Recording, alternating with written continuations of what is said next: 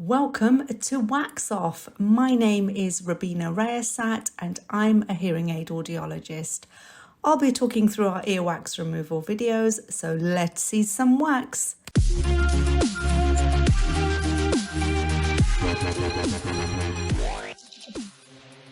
This patient, let's call him Gendry. Gendry has had a really hard time with his ears recently.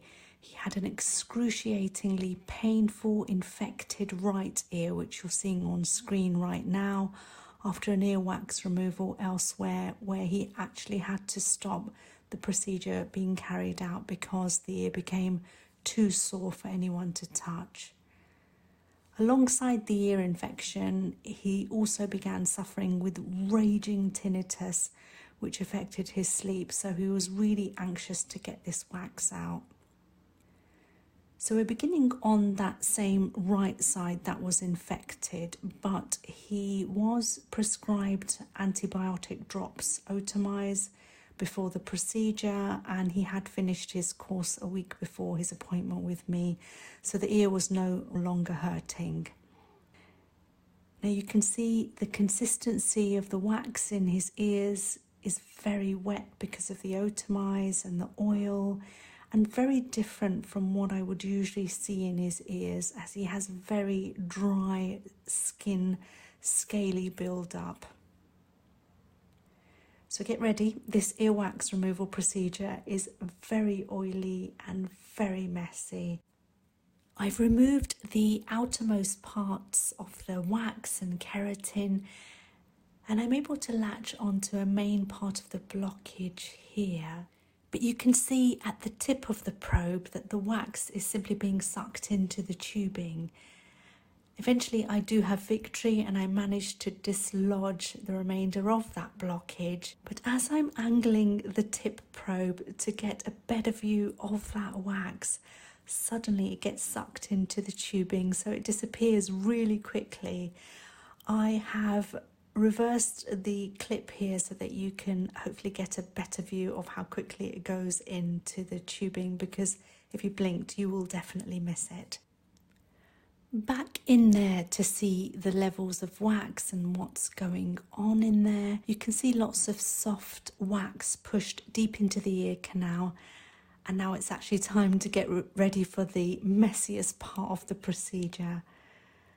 I'm picking up little bits here again on the end of the probe.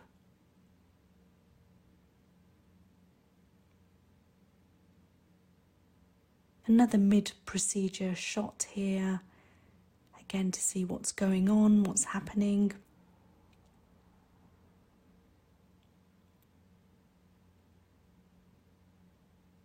Now as I go back in, you can see the wax is literally flying into the suction tube without any real effort. A large piece of keratin at the roof of the ear canal there. And it's obscured a little on the bottom with the wax on the end, but I do still manage to get that keratin layer out.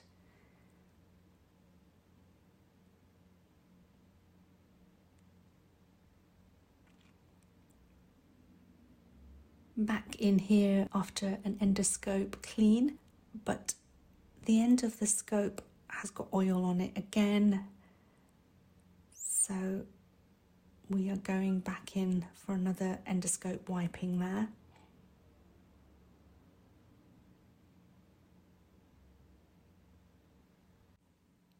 Now as I'm going back in here and I'm removing this residue and wax from the surface of the ear canal, something very odd suddenly appears on the ear canal wall here. It's a yellow, whitish brown mass which doesn't look like a normal ear canal skin, and I suspect this is the beginnings of a canal cholesteatoma. Ear canal cholesteatomas are generally an abnormal collection of cells which, if left alone, can continue to grow and extend into the bony part of the ear canal, and this can actually be life-threatening. They generally do tend to go underdiagnosed and they usually require surgery to remove.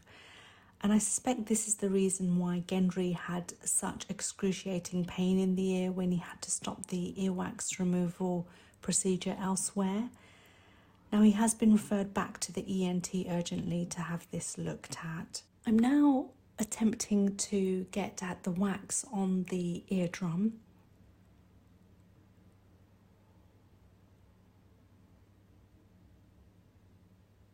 And there is a very small piece of keratin which is obscuring the view a little bit. So I've managed to get that off, which really helps remove a little bit more of the residue from the eardrum, which has come away there.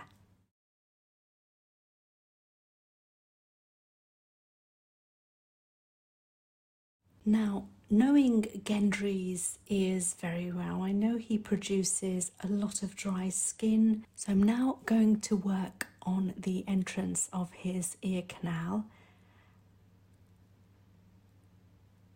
And you can see keratin is actually peeling off really beautifully. And that comes away really beautifully.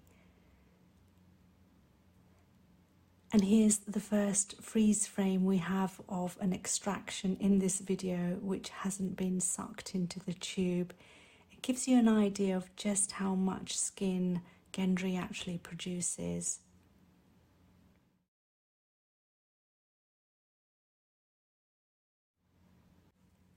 More layers of keratin at the periphery.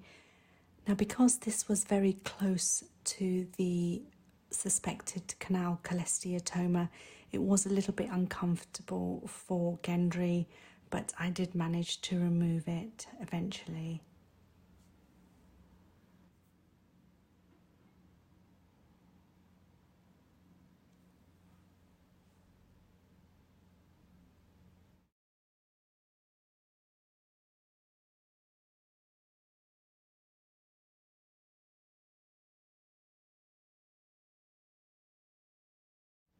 And a few more bits suctioned from the ear canal there.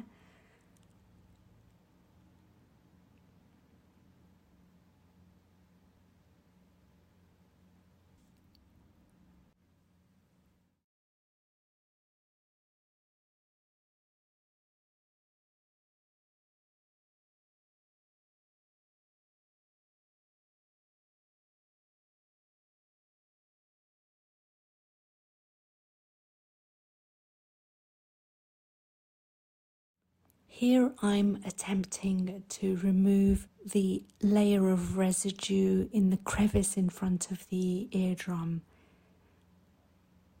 And it is quite a tricky position. So I'm seeing if any of the other residue a little bit higher on the eardrum will come away. And a little bit has come away there.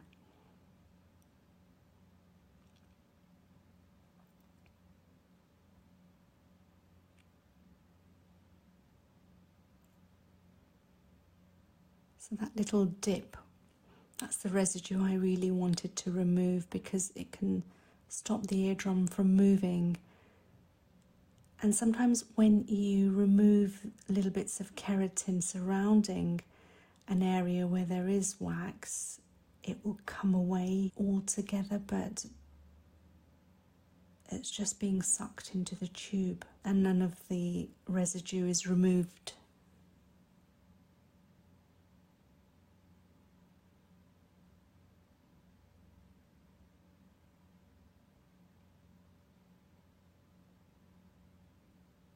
So I eventually decided it was time to leave that alone.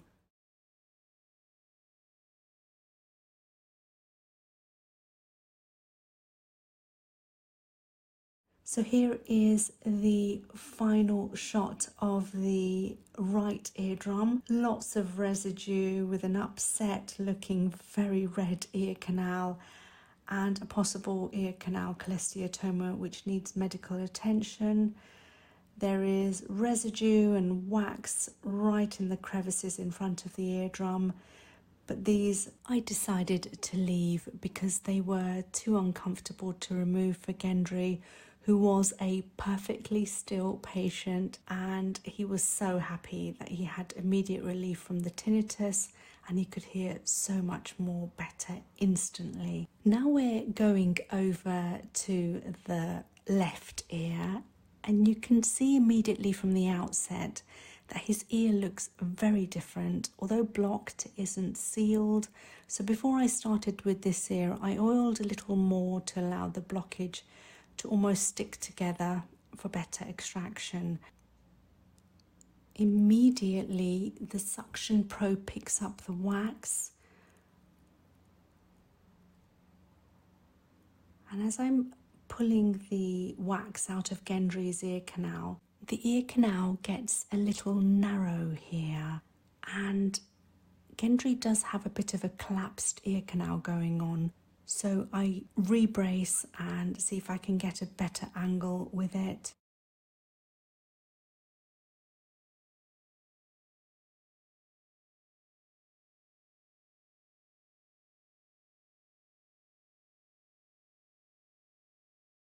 As I'm suctioning out with the probe, you can see just how collapsed the ear canal is and just how stuck the wax is under the weight of the collapsed ear canal.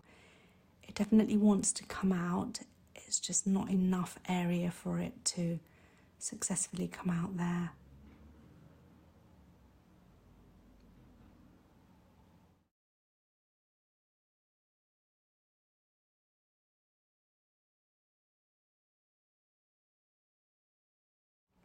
So I've now gone to plan B, and I've actually asked someone with Gendry to hold open the ear by gently pulling on the pinner, which is the outside part of the ear, and you can see the difference it makes. Suddenly we get the wax coming out, and here is a still,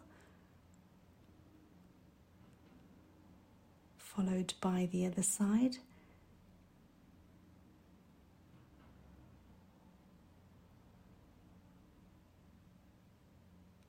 Here's the final part coming out, very connected, with one large piece of keratin connecting it all. And I've managed to get a still extraction photo here because it suddenly gets sucked into the tube. There you go.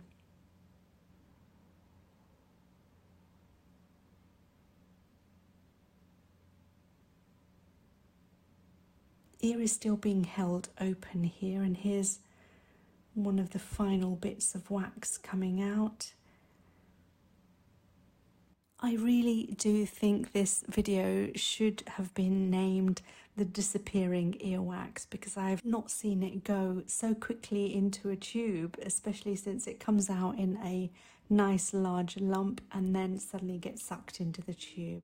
So here's the final shot of the left eardrum. Some oil in the dip before the eardrum, but this will be absorbed by the skin, and a little wax in that same area, but that will stay there as the procedure was quite long for Gendry, and he was just super pleased. He wasn't hearing the horrible tinnitus anymore, and he could actually hear the TV. I think a job well done. Thank you so much for watching. As usual, I appreciate all of your views. If you have any questions, please leave them in the comment section below. Have you come across a canal cholesteatoma in your personal life?